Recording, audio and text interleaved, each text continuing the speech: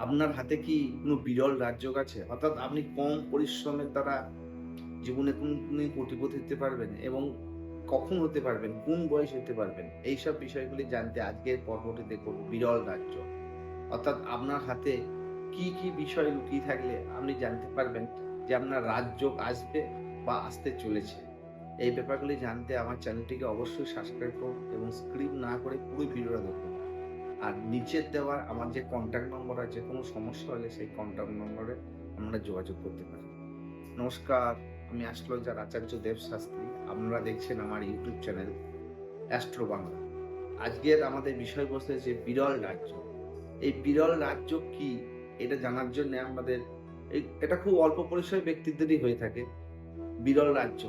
অর্থাৎ আপনি অল্প পরিশ্রম করে অথবা আপনার পৈতৃক সম্পত্তি থেকে অথবা আপনার স্ত্রীর দ্বারা অথবা কোনো ব্যক্তি আপনাকে জীবনে সাহায্য করে আপনাকে জীবনে দাঁড় করতে সাহায্য করে।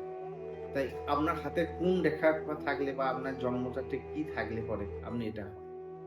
আপনার হাতে যদি আয়ু রেখাটি উম ১ম দিক থেকে খুব স্ট্রং থাকে অর্থাৎ খুব স্পষ্ট থাকে, তাহলে কিন্তু আপনি ভেবে নেবেন আপনার হাতে একটা বিরল রাজযোগ আছে।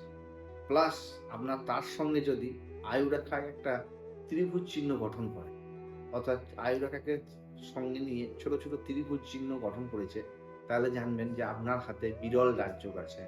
অর্থাৎ পরবর্তী জীবনে আপনার একটা কোটিপতি হওয়ার সম্ভাবনা আছে।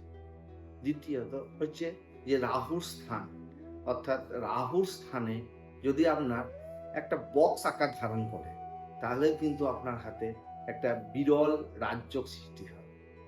আর এই রাজযোগের ফলে আপনাকে কিন্তু একটা সময় জীবনে প্রচুর পরিমাণে আর্নিং হবে অথবা কোনো ব্যক্তির দ্বারা আপনি উপকৃত হতে পারেন। আর তৃতীয়ত হচ্ছে আপনার জন্ম চার্ট। যে জন্ম চার্টটি আপনার আছে, সেই জন্ম চার্টে আপনাকে দেখতে হবে যে রাজযোগকারী গ্রহ কি? এই রাজযোগকারী গ্রহ যদি আপনার সুন্দর স্থানে বসে থাকে অর্থাৎ লক্ষ্মী কেন্দ্রকোণে বসে থাকে, তাহলে কিন্তু আপনার সেই রাজযোগকারী গ্রহের জন্যে আপনার কিন্তু বিরল রাজযোগ সৃষ্টি হবে। আর এই বিরল রাজযোগ সৃষ্টি যখনই হবে, তখনই আপনি কিন্তু জীবনে একটা সময় প্রচুর পরিমাণে উপার্জন করতে পারবেন এবং অথবা কোনো ব্যক্তির দ্বারা আপনি প্রচুর উপকৃত হবেন। নমস্কার।